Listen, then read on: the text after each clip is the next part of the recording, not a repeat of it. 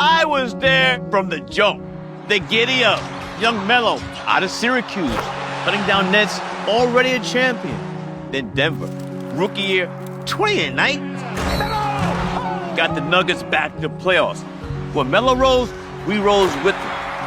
Then the Garden. And one night, 62 points, every fan on their feet. The greatest scoring game in Knicks history. This wasn't just Melo's moment, it was ours. 4 Olympics, 3 gold medals. Melo never stopped. Kept scoring, kept proving, kept fighting.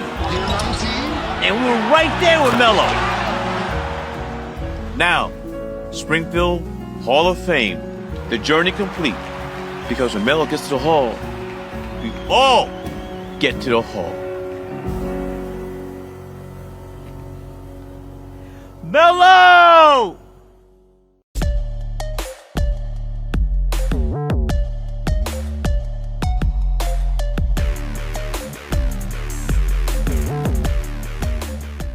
Yo, what up, y'all? It's your boy REEMO, aka Mr. Riche Threads. Welcome back to another episode of Let's Talk Fashion, powered by the JBT Network. Let's get all the paperwork out the way. Hit the subscribe button down below. Share it, subscribe, comment below. Tell a friend to tell a friend that this right here is where you get fashion, sports, culture, all wrapped up in one. You know, the barbershop conversation. No rights, no wrongs. It's a family here, man. We all have fun here. We talk shit, and then, you know, we vote on some looks at the end, whether it's fashion or clashing. We're looking to have fun. But like I said, we don't have any time to waste because there's been a lot going on that we got to get to. But before we get too far, I do want to give a big shout out to, one of the greats, man. Carmelo Anthony was inducted into the Hall of Fame actually twice this past week. He received 2 orange jackets where he got inducted as a player and he got inducted as the Redeem Team for the USA Dream Team along with Braun, Jason Kidd, Deron Williams, R.I.P. Kobe, D. Wade, and a plethora of those guys, man, where they really brought the U.S. back to prominence after they took that loss in the Olympics. But, when I say it's dope to see somebody like Melo get the way he's gotten, because he's kind of like, the inner city kid. He came into the same class as Braun, and, Braun was slated to be who Braun turned out to be. It was a question mark for, was Melo going to live up to the hype? He came out of Syracuse, winning the championship there.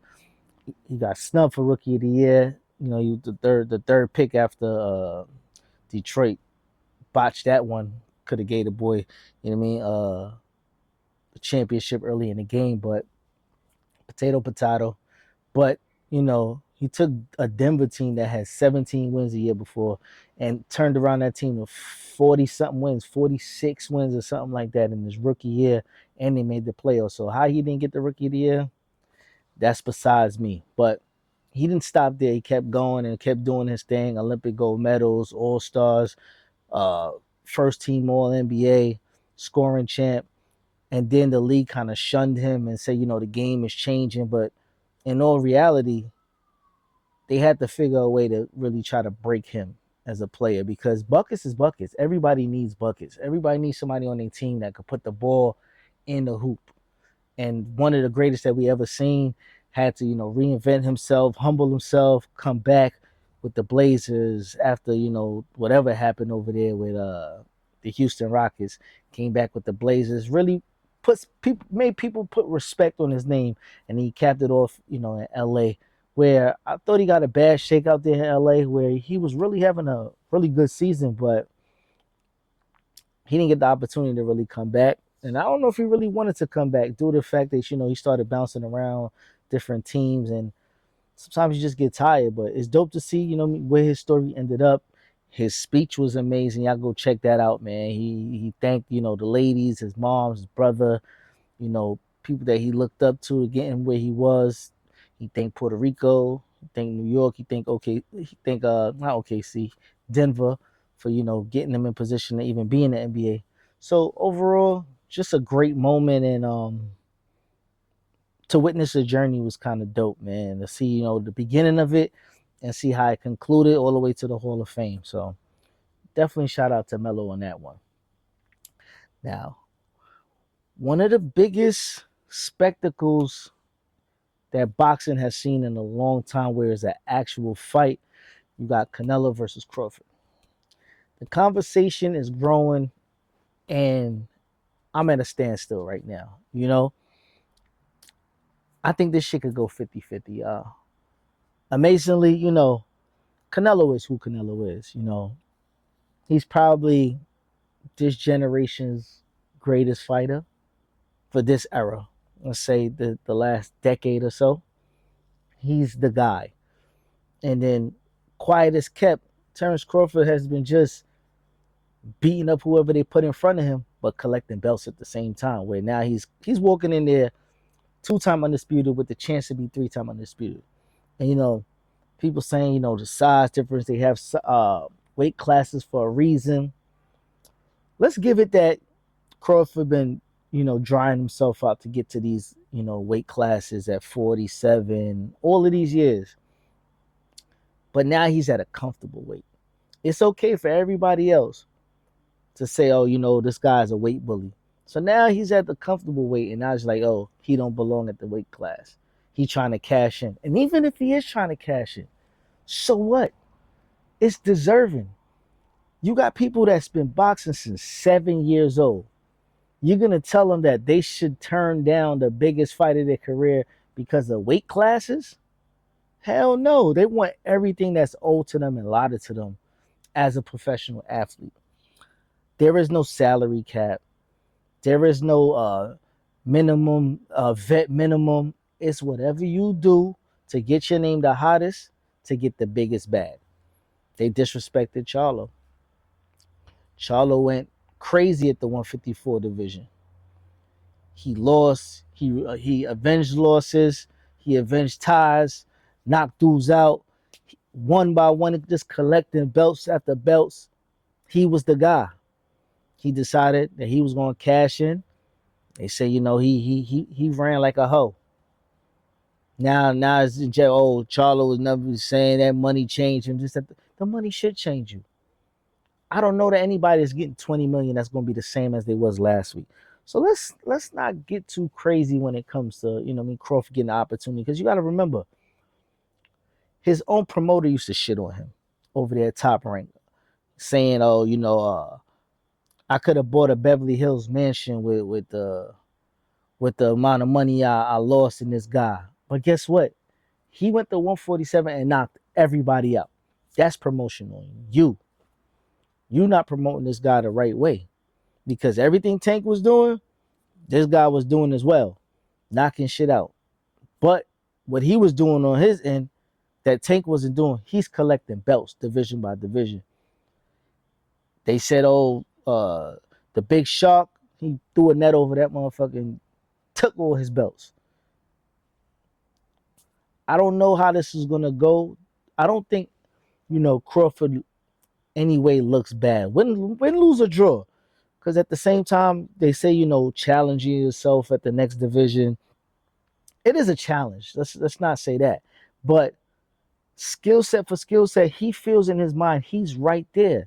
And he should be in the discussion to where people shouldn't even question why he's taking this fight. And I'm not mad at that. Because at some point in time, you got to believe in yourself if nobody's going to believe in you. Especially with the work that he puts in the gym, his lifestyle. He doesn't drink. He doesn't smoke. He doesn't have any bad habits outside except for candy, he said. Other than that, the guy's a gym rat. Canelo has 70-something fights.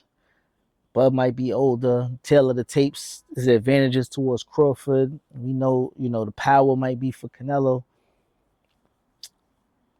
I just say, if Bud doesn't fight a fire fight like he's done prior, where he finds himself really like trying to mix it up, he could walk away with a victory, man. I don't know if he could, stop Canelo, but you know the saying, man, kill him with 1,000 cuts. Precision, timing, with power and movement. I'm going to jump out on a limb and I'm going to say Crawford makes history.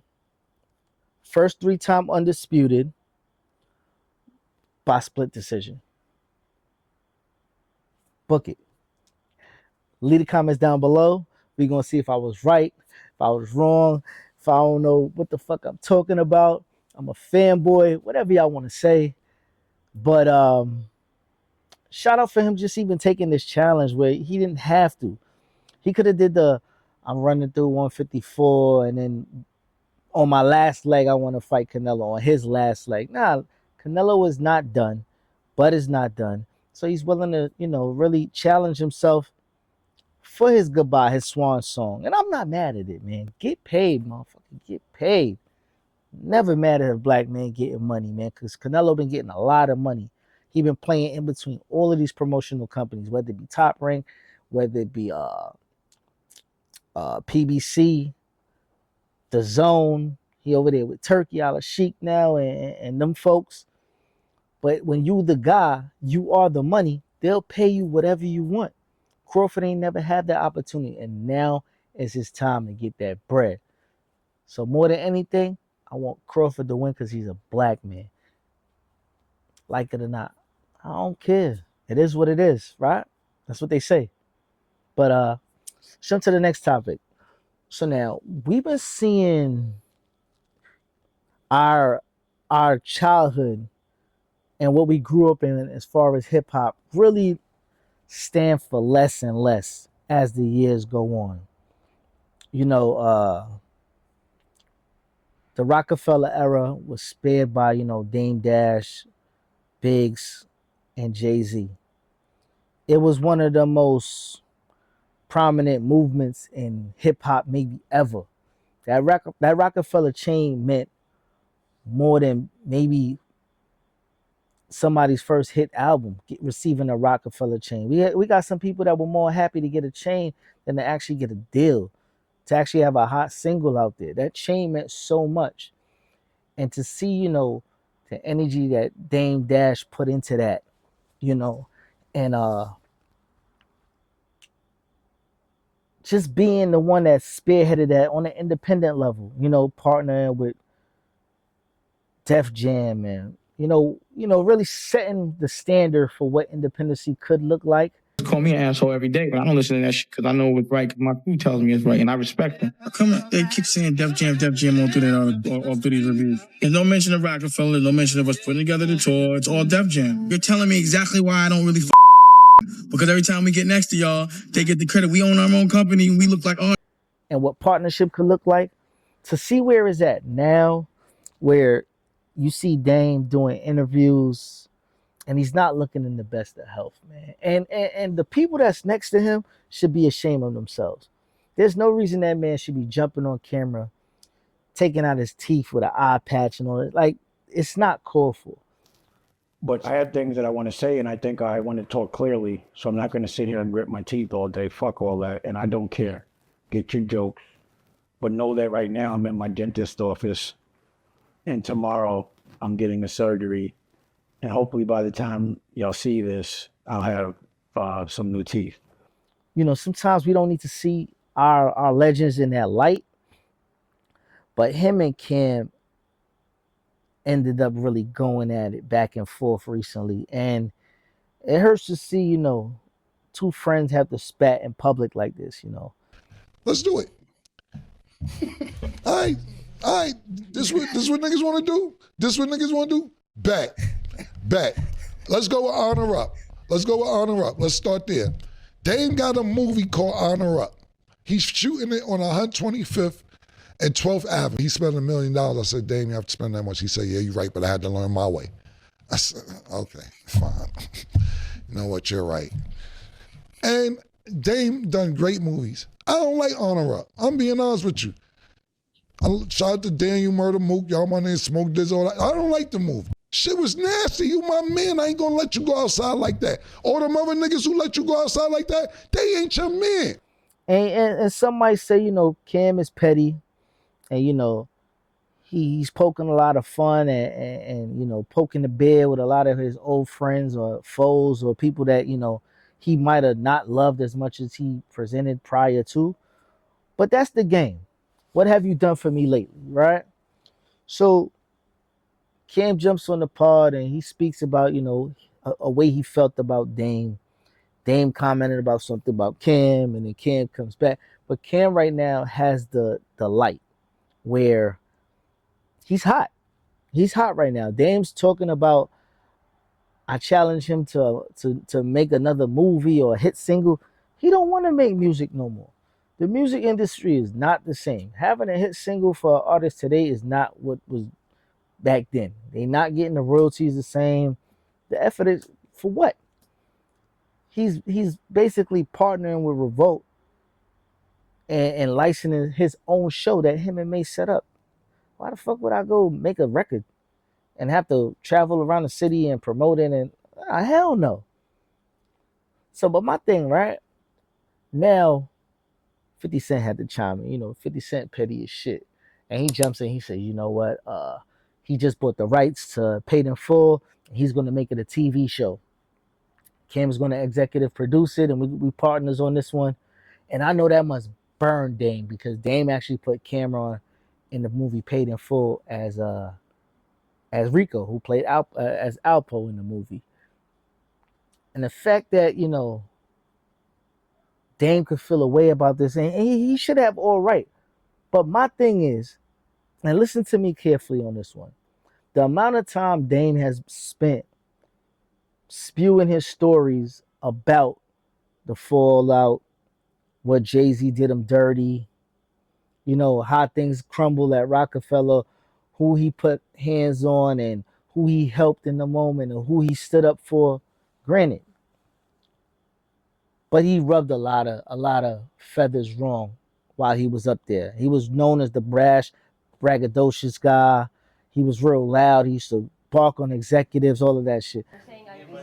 What you mean? How do you invite my staff to one of my artist meetings? We invite you. I thought we'd do this together, Dan. Exactly. Nobody left you out. What you mean no one left me out? Y'all did not call me. Don't send, I'm like clearly, do not send me no email. Call me. I'm not even talking to you. You should shut the fuck up anyway. So now when you're not in that position no longer, people ain't really willing to extend the olive branch to you, right? But let's take a step back. If Dame would have just chilled out with the storylines and brought the whole breakup in a documentary format, listen, y'all, it's no way in hell that we are more interested in the BMF story than we are the beginning and end of the Rockefeller days. That is probably in itself at least a 6-season doc series right there.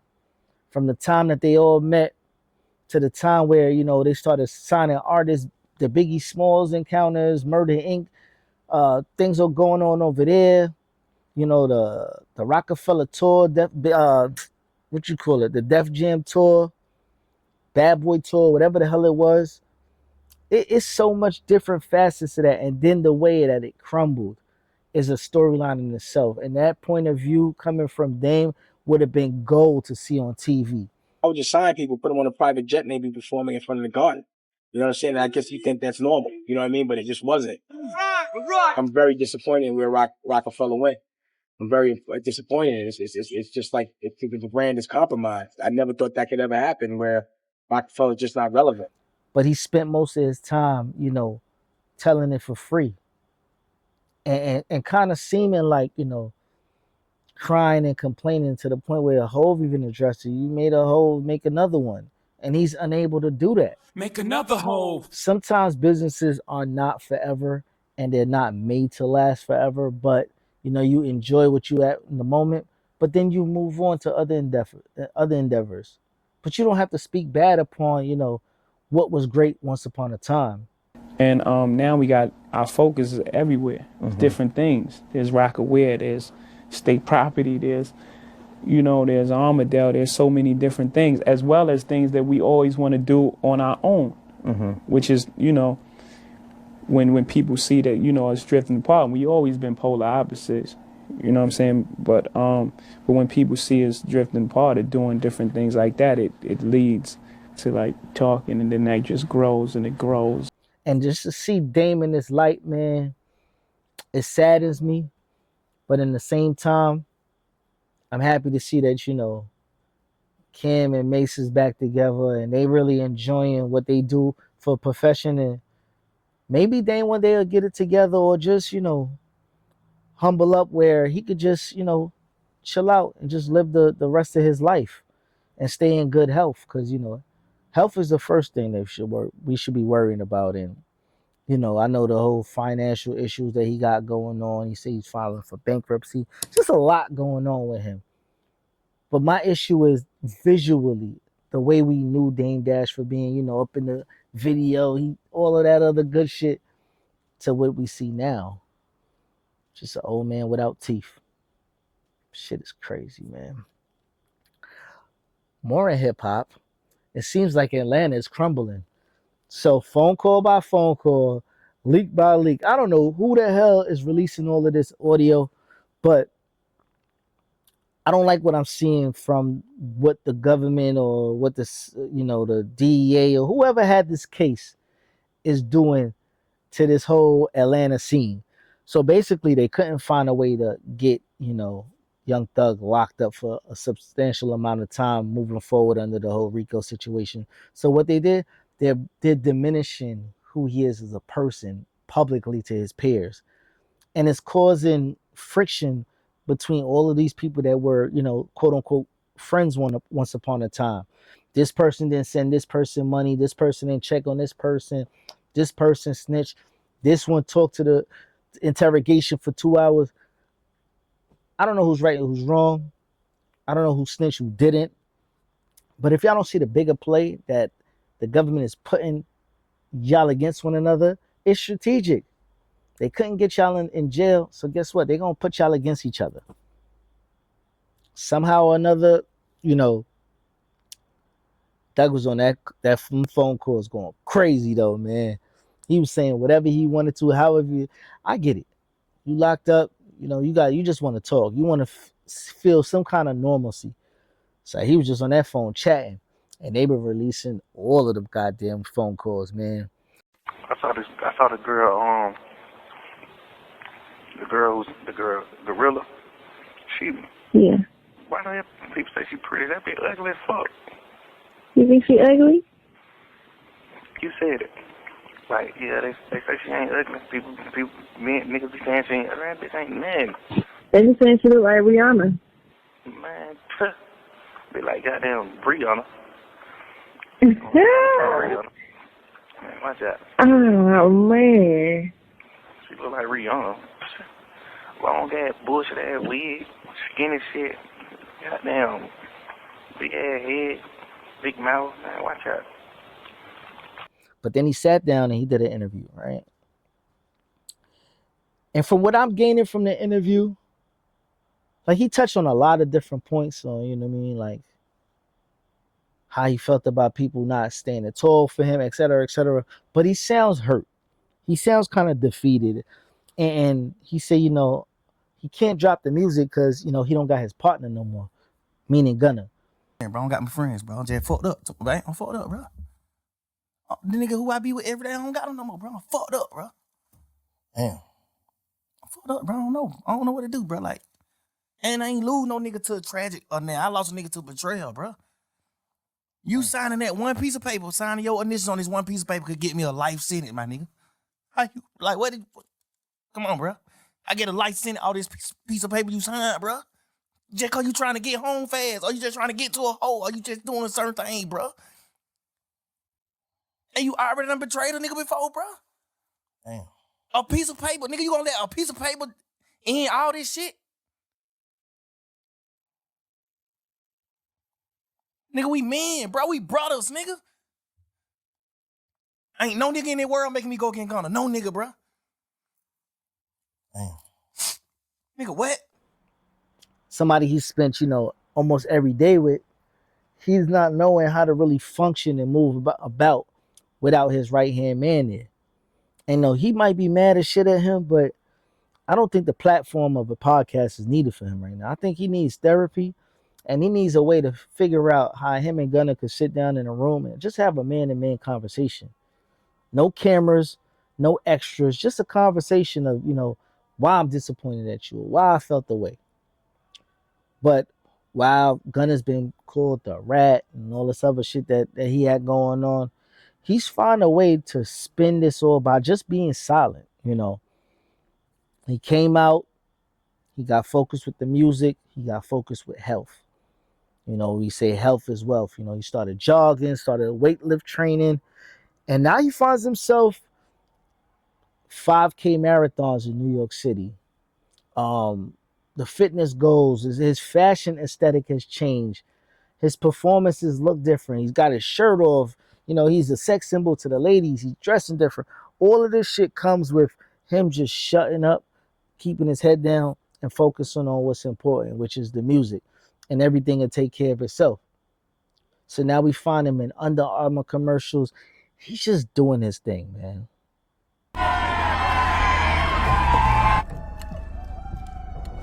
Seeing it. Yeah, this is a public service announcement to anyone out there. Yeah, y'all invited, but no disrespect. Come get cooked, I'm telling you. And we be here every day. It's a party. You cannot get in. You gonna make that call? And the fact that, you could turn it around like that with all the noise going on around you shows that, the streets is a myth. Because what they say is, such and such is a rat. You niggas ain't gonna support a rat. Oh, but guess what? This man got #1 albums, #1 hit singles. People don't really care about that street shit no more. The street niggas care about the street shit, but the streets is very small. Corporate money and corporate dollars mean a whole lot more. That's why you'll get somebody like an Under Armour willing to put him in campaigns and he being able to license his music for ad space and all of that. He's doing what he's supposed to do, man.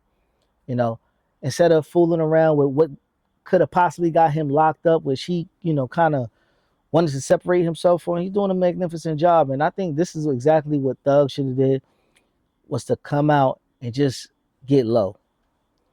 Get it all together, recoup with it, whatever thoughts he had.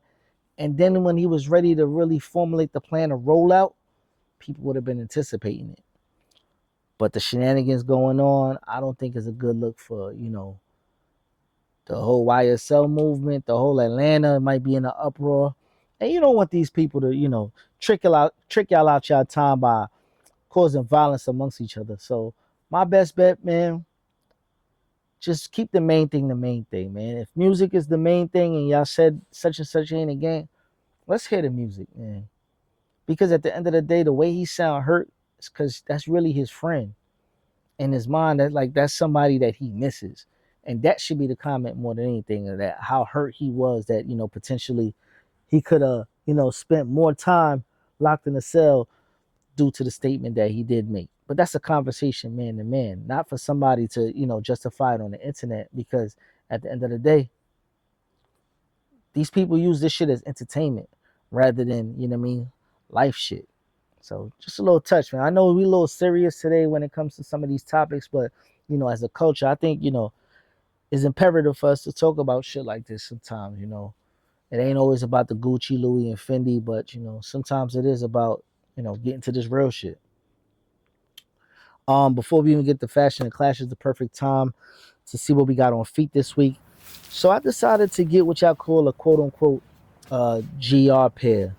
I grabbed these Jordan 4 Cave Stones, man. And something about the color, the whole monochromatic, that neutral. I like the way that this shoe just looked.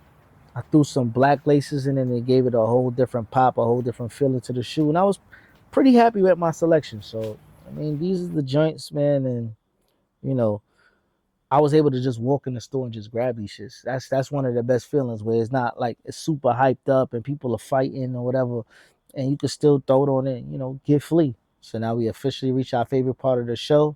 This is Fashion or Clashing.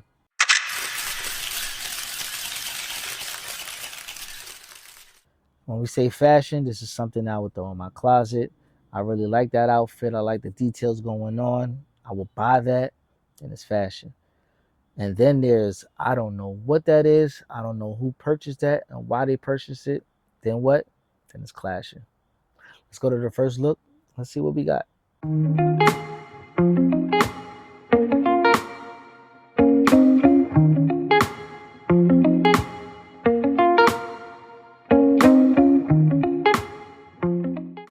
This is very calm. This is very fall, very subtle.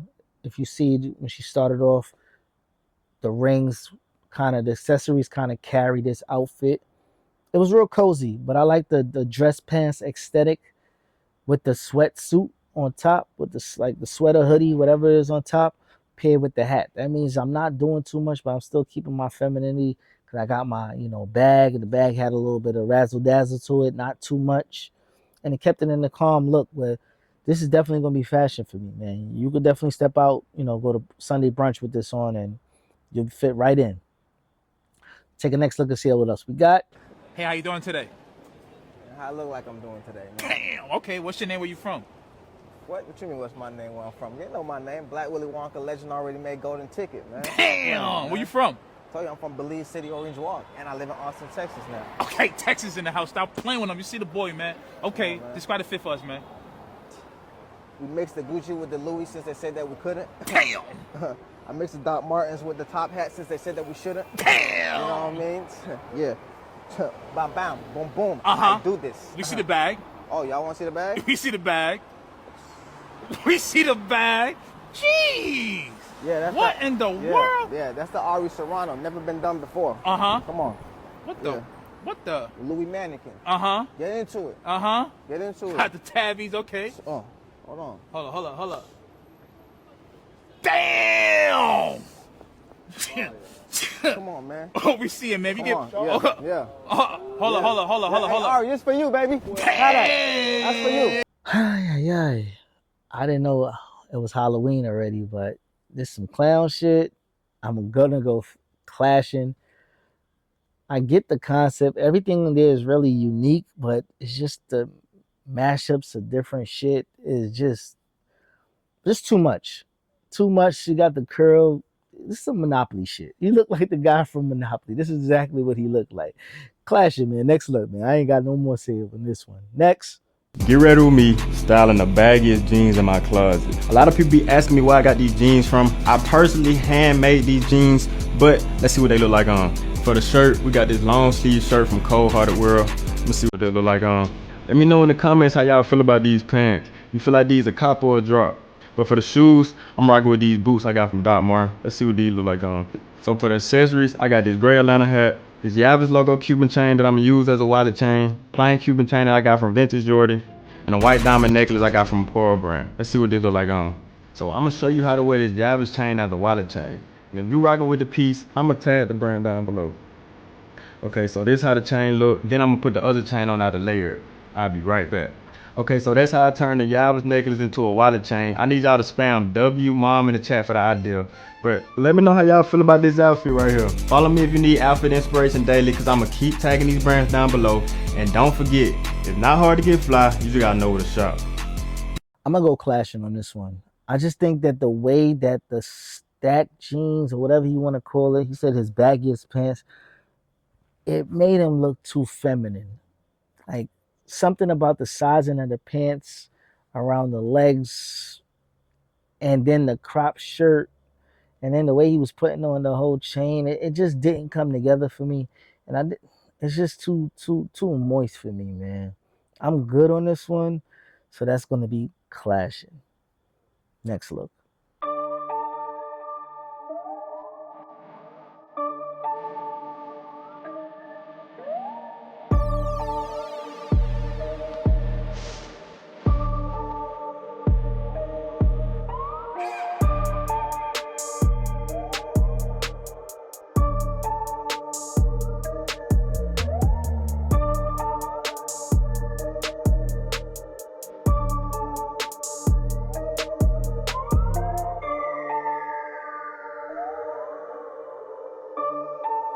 You see what's crazy right now?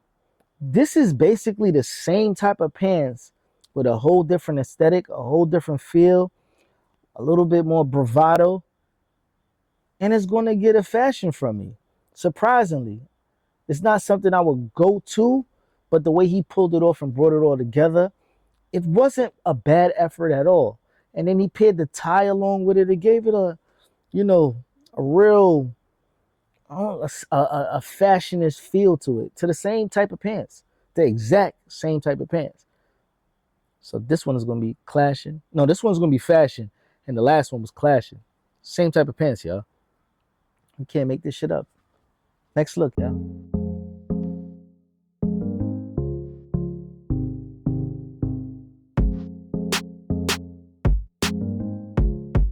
It's hard to see the legends look like this sometimes. Something about LL face I just don't enjoy looking at. I don't know if it's like he doesn't have a beard. I don't know what he did. Something about what he did, like him not having no type of hair, it bothers me. But to the outfit itself, I don't like his pants. The jacket is cool. The shirt might be a little bit too baggy. I'm gonna go clashing on LL. His fit is a little bit too sloppy for me. But Shorty next to him is, I don't believe that's his wife, might be, but her whole aesthetic fits for what she's going with. From shoes to pants to hat to jacket, it all pairs along with each other. I just didn't like LL pants and his shoe ratio. Like, yeah. So we're gonna go fashion with her and we're gonna go clashing with LL. But shout out to LL, man. One of the GOATs. Next look, y'all.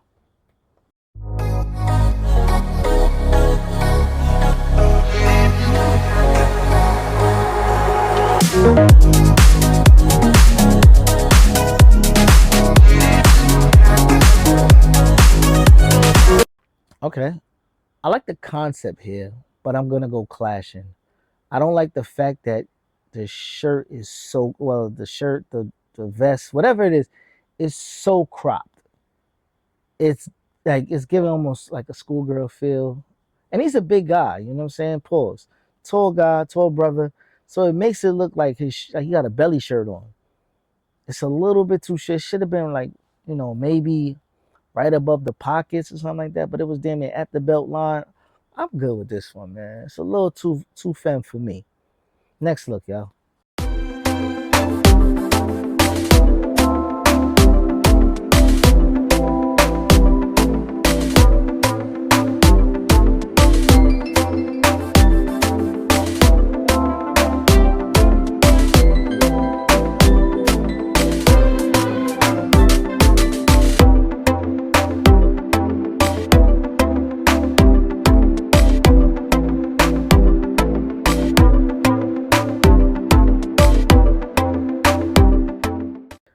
If I worked in an office, I'd probably dress like this.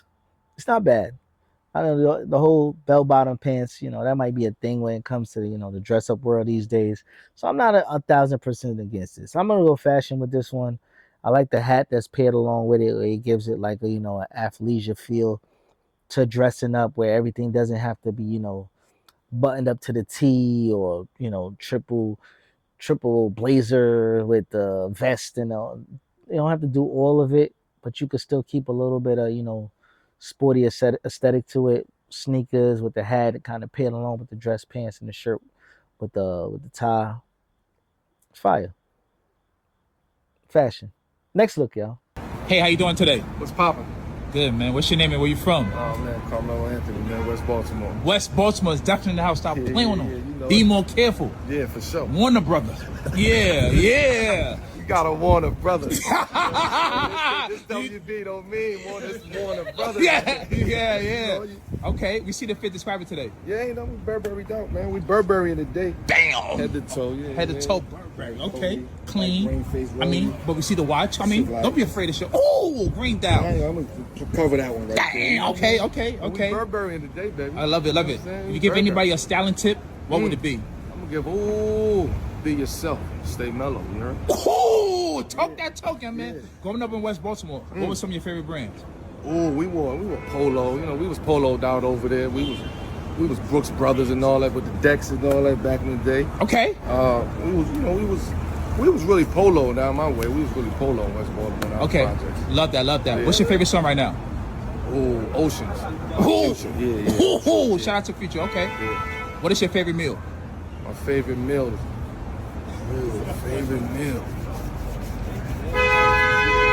light pasta. I might do a chicken marsala. Okay. You know what I'm saying?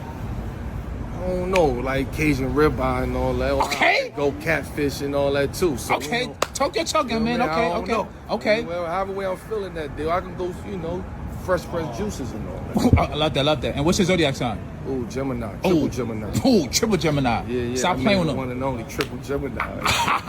My rising them, you know what I mean? Yes, sir. Yeah. Thank you so much for your time. Appreciate you. You already know, peace. Burberry to the toe, man. Once again, definitely congratulations to Melo in the Hall of Fame. And this outfit is real calm. It's real cozy. You know, just chilling in the town. And, you know, I didn't like the shoes. Everything except the shoes. I'd have probably went like a pair of brown shoes or something like that. The white shoes ain't it, man, for whatever reason. But the rest of the outfit is just real subtle.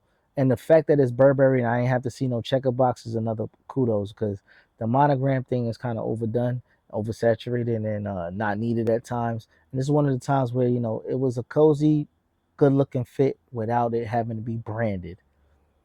I like the whole fit, minus the shoes, but I'm still going to go, you know, fashion on this one. I can't go against the GOAT this week, man.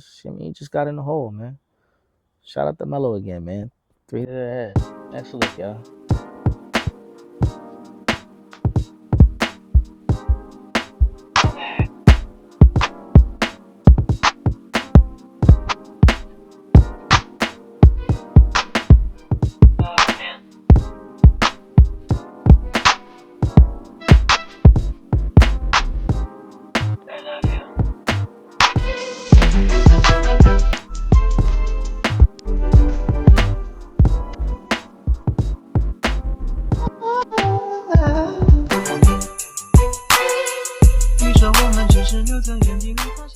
You know, I'm on the fence with this one, but I'm gonna go clashing because I don't think I like the pairing of the bustier top along with the sweat shorts.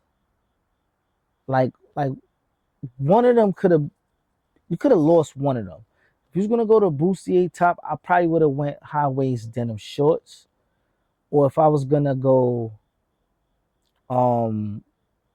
the cotton sweat shorts, I probably would have wore like a leotard top or something like that, or like something cropped or in that nature where the two kind of actually look like they belong. I know you kind of pairing it with the button-up shirt and the glasses and all the other shit, but I don't quite think those two did it for me. So I'm gonna go clashing on this one. Yeah, I'm gonna go clashing. But it was a cool idea, but not for me. Next look. Matter of fact, the last look. Roll the tape. Since I'm wearing a Gucci mini skirt, it only made sense to wear Gucci heels. Fly girls, get in here. Let's do an outfit of the night. I just left my sister's birthday dinner, had the time of my life. I'm wearing a white headband because headbands are my thing. Silk blouse is Givenchy. Mini skirt is Gucci. I paired it with these vintage Gucci heels, which are Tom Ford Gucci. And then I'm wearing this vintage why can't I say the word? I am wearing this vintage Judith Lieber bag and I absolutely love it. I've probably worn it for the past 4 days and I usually change my bags pretty often, but I really like this one. That is my outfit. I'm so excited to be back in headband gang. Okay, have a good night. Not bad. I'm gonna say it's fashion because she's so happy with her outfit, you know. I know she did have the monogram skirt, and I'm glad she didn't have a monogram Gucci bag to go along with it because it would have been too much prints all over the place. You know, the subtle shoes that she said was vintage. It was calm. Very cool, calm, collective, and, you know, running the city type of fit. I'm gonna go fashion on this one. I'm not against, you know, the outfit at all. It's very calm, and she's happy about the headband, and so am I. Perfect for the fall. But we have officially reached the end of the show, y'all. Don't forget to do the paperwork, man. Hit the subscribe button. Hit the like button. Share it. Comment below. Tell a friend to tell a friend that I am your host, REEMO, a.k.a. Mr. Riche Threads. Follow me on IG at Rich_Threads. And until next week, I'm out of here, y'all. Peace.